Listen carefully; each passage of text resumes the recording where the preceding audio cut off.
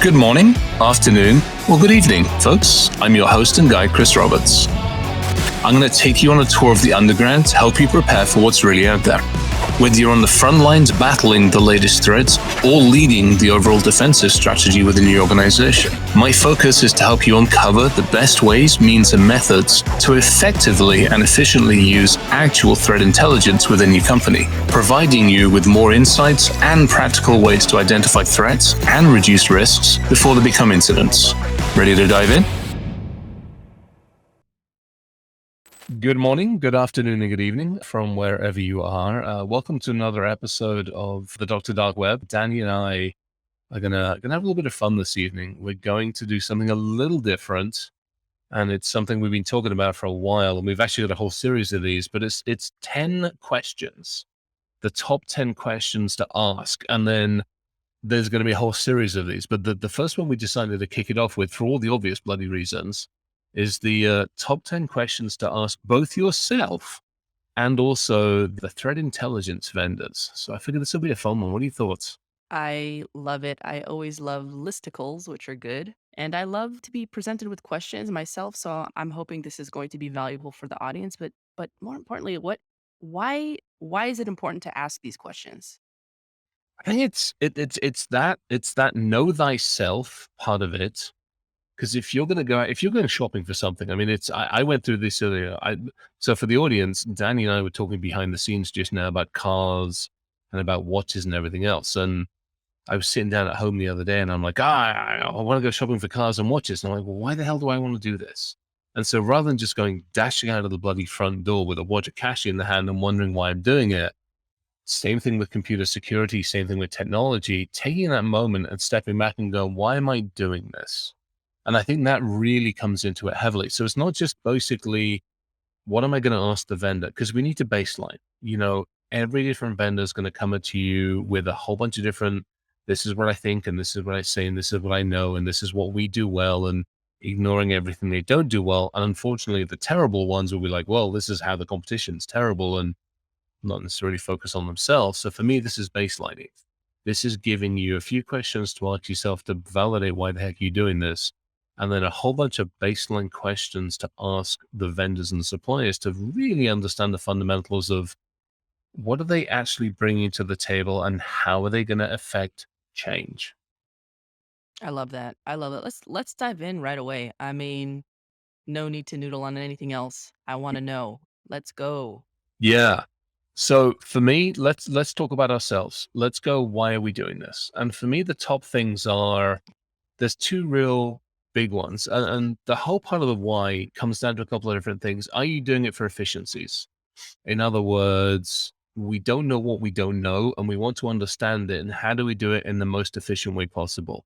So that's part number one. Are we doing it for visibility and awareness? In other words, again, back to the we don't know what we don't know. If we're going to put our head above the parapet, how do we actually tell what's useful, what's usable, what's scalable, and what's actually effective to help with? And the awareness stuff, it's nice to know what's going to hit you before it hits you. Are you doing it for reporting? In other words, you've got to have conversations with the board, conversations with the team, awareness campaigns, and all that kind of good stuff. Are you doing it just to understand the landscape? You've plonked your business down, you've put your flag up, you've opened the stall, you're like, we're ready for business. Hell are we? And so you've got that whole kind of understanding the landscape kind of idea. Big part of it is also potential resolution or looking at additional awareness. If you think, perfect example, if you're in critical infrastructure, you know that somebody's after you. You start taking a look at cryptocurrency. You know somebody's coming after you. I mean, there's some nasty stuff out there. So understanding that threat landscape. And then the other big one is basically justification. So if you're looking at next year's budget, or you're looking at even going through this year's, depending when your fiscal year ends, or headcount, if you're having to justify to some degree your existence, understanding internal and external threats and the risks associated with it are a really, really good way to start on that kind of like, why are we doing an exercise? So there's that part of it. Now you figured out the why are we doing it. The other part of that internal conversation is who's going to consume the data. So it's all very well going out there and getting your fire hose of information and pointing it, but A, who the heck are you pointing it at? and what are they going to be able to do with it? So that's one of those other big ones is it the business? Is it leadership? Are you going to be consuming it? And if so, how do you best consume it? Is it a daily report, a weekly report? Is it a wonderful, all these kind of good things and everything else as well. So that to me is one Mhm. of those big things that's going to be useful for everybody to help understand. Now let's take a step back. Now we've got our vendors, our platform of vendors in front of us, and we play 20 questions, or in this case, 10-ish. First and foremost, what do I want? What can you provide me? Are you providing me the three big ones: strategic, tactical, or operational intelligence? So, strategic, how are you looking at the market itself? How are you looking at geopolitical areas? How are you looking at critical infrastructure as a whole, or whatever your area is? Tactical, well, what the heck is going on?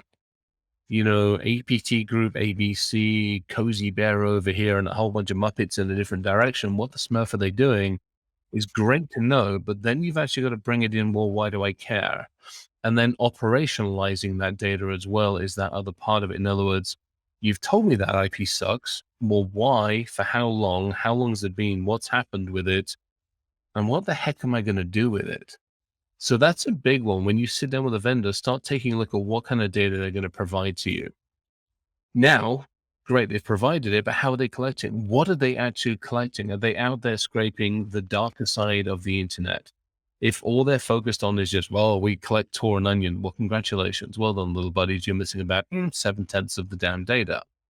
If they're looking at IRC channels and ICQ channels and Telegraph channels and messaging channels, and if they're looking at those other, what we would call more restricted areas of the internet, then they've got a better idea of it. If they're also scraping pastebin, now, little known fact, pastebin isn't just one sodding pastebin. There's about 100 and something different variations of pastebin. How many of those are they collecting?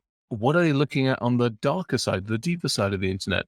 Are they looking at GitHub and JetBrain and Oracle forums and Cisco forums and all the message forums to see if any of your tech people, developers, networking, sysadmins, security people are overtly talking about things they shouldn't be talking about? All of this is information that you need to understand what they're collecting. Because if you understand what they're collecting, you can also understand what they're missing and whether you need 2 feet to 1 feet or all this other stuff. That's a really, really huge part of it. That kind of gets into what data are they collecting. So the data is another interesting one. Take a message stream. This is a perfect example of what kind of data. Are they collecting an entire 24 hours worth of messaging? And how can you disseminate what's good, bad, and what's ugly? And how are they doing it? Are they collecting just snippets of it? And so are they collecting just when somebody exfills it to something else? So really understand when they say, how we collect messaging, well, how, where, what, how many channels are you watching? Are you watching 5 or 10 or 500? And the ones that spring up and come down, how do they account for those? That brings us to that next one, which is how do you sift the wood from the trees or the needle in the hay barn or all of this kind of stuff? Because it's all very well collecting this massive treasure trove of information, but how are they turning it into intelligence? How are they giving it some context?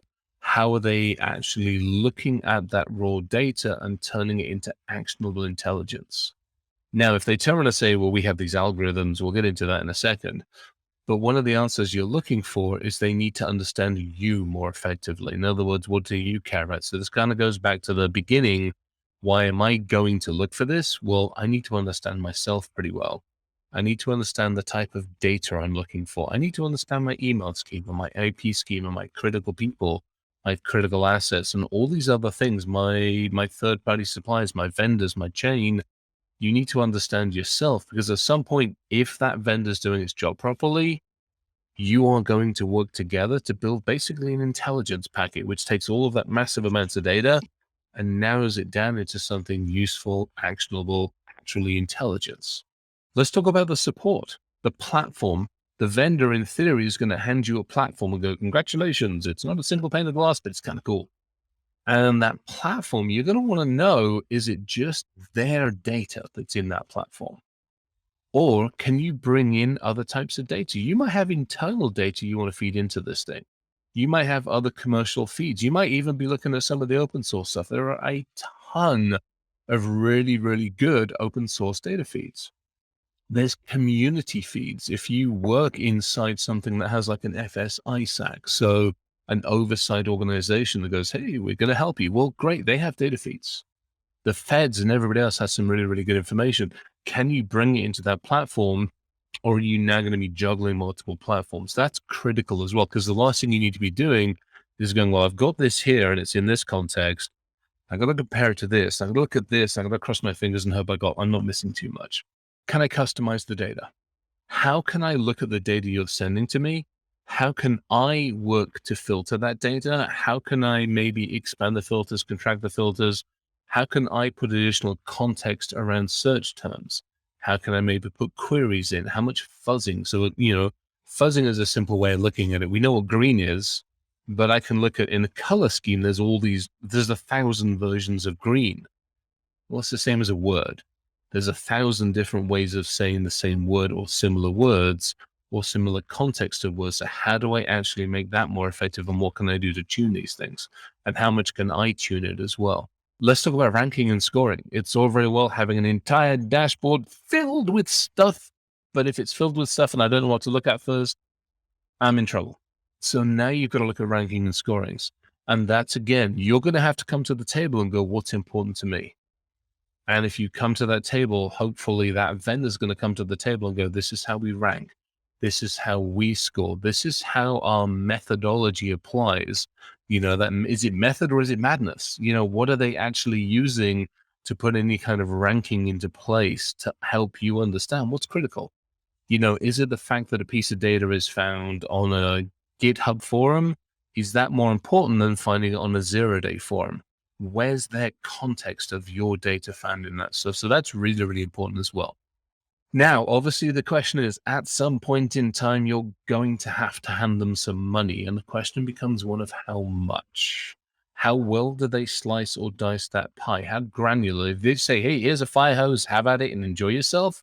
Or do they go, well, you want 2 or 3 seats for that fire hose? It's an initial cost and plus per seat. Or is it, well, the fire hose is going to cost you this much, but if you want the Twitter fire hose and the Facebook fire hose and the fire hose from Iran and Iraq and Korea and Japan, and it's going to cost you a little bit. And if you want the fire hose in 10 different languages, that's going to cost you more money as well.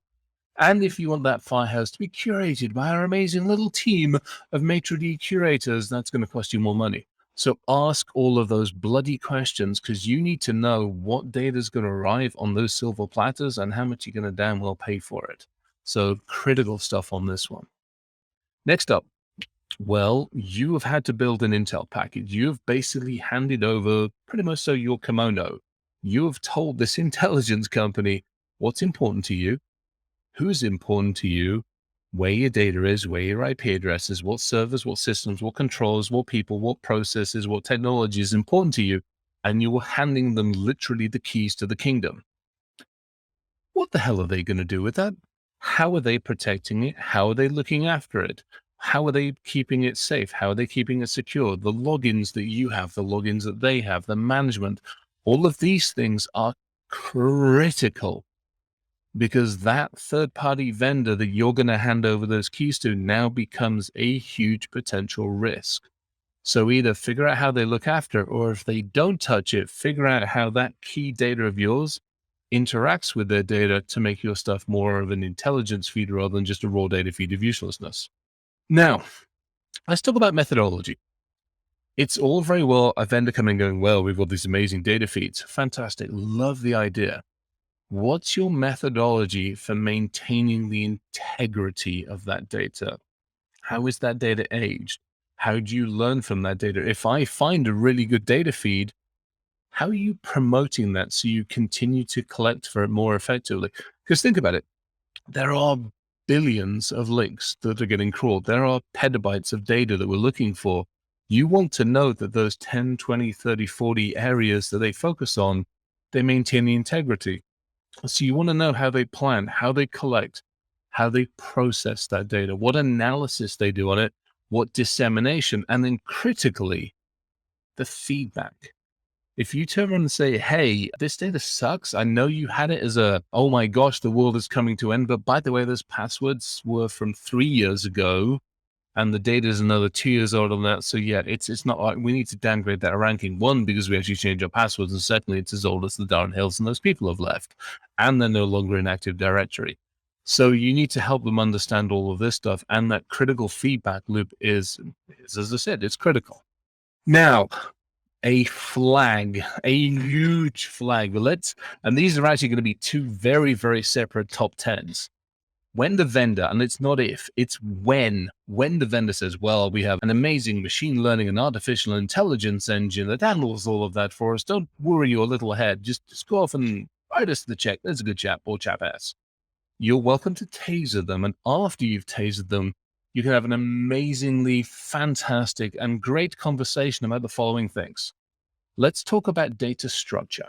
So if they're talking of AI and ML, let's talk about data structure. What data structures are they building? How are they building? How are they architecting? How are they learning? How are they maintaining them? Let's talk about languages. How do they handle languages? How does their engine handle language and handle context of language? I used to say this years and years ago. This is one of those context things. I'm hacked off with IBM is very different than I hacked into IBM. If I'm looking for the word hacked in IBM, both of those will trigger. Only one of them I care about. And by the way, I might not use IBM. I might use an IP address. I might use slang. I might use it in a different word. I might not even use hacked. I might use 100 different words for hacked. How does their engine, AI or ML, handle that? And by the way, they need to explain it to you in the way you understand it. Let's talk about context. Talked a little bit about it, but there's more to context than just that. We have relationships and we have weight. So maybe IBM has a certain weight and all the words around it, depending upon how often they're used, the frequency that they're used, where that data is discovered has a weight to it. If you discover it on an open forum, who cares? If you discover it on a zero-day forum or an IRC channel or on somebody who's about to launch an attack, I care about that. And how does their engine put context, put criticality, put weight on it, and put classification on it? So all of these play into the AI ML conversation. Same with forecasting. To some degree, you kind of want to know what the future holds. Any vendor that's coming to you saying they have intelligence and threat intelligence, to some degree, I want to know how much of a crystal ball they have. I want to know what trending looks like. So if you've got a 2-year roadmap or a 3 or a 5-year roadmap, number one, you're going to find out how much data they have and how long they've had it for. But number two, you want to know what the trending is. Is the fact that your company is trending upwards concerning because of maybe the fact you've got more people, or is it because adversaries are talking more about it, or they're talking about context, or you've bought? So there's all of these things where we look at what's known as forecasting in attack vectors. How well are they tied into any of the CVEs or even pre-CVE stuff as well? That's huge because it helps you understand not just what is coming at you, but what might come at you in the future. So in a nutshell, in a very quick, short, dirty nutshell, there's the top 10-ish versions of things you need to think about asking your vendor.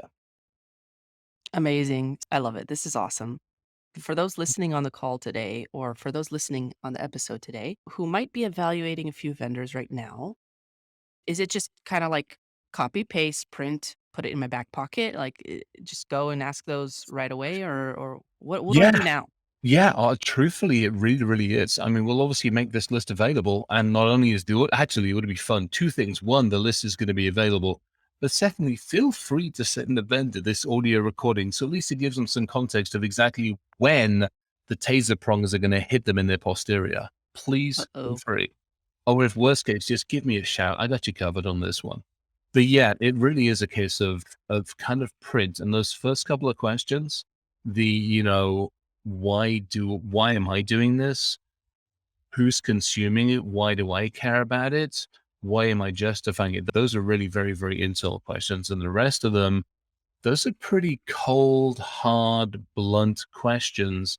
And there's some freedom and flexibility in it. And for anybody that's listening and watching this, you have got to understand it in a way that you understand it. For crying out loud, do not be afraid to put your hand up and go, hey, love your explanation. Amazing amount of acronyms and BS in there, but do me a favor, talk to me in English.